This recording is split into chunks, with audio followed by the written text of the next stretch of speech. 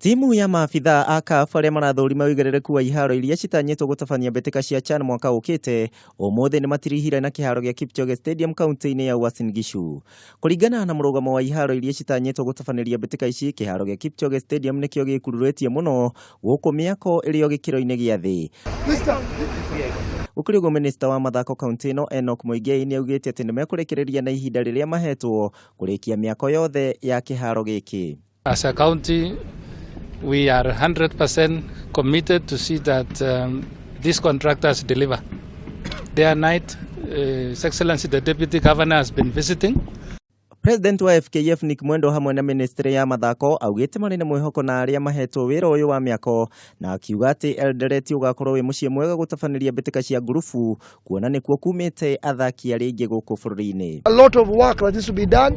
There are more services that have to go. The grass will be replaced, but the grass doesn't depend on anything else. So from tomorrow and next week you will see work being done on the grass. Kuringana na CAF, mifango yothe ya waki ĩbatie kũrĩkĩrĩra gũgĩkinyĩria Dithemba mwaka ũyũ. The tournament is 11th of January, 12th of January. We need 1 month before to be ready with the venues. And that's a brief with everybody. So every plan is being adjusted to that. So 1st of December, between 1st and 12th of December, everybody must be ready.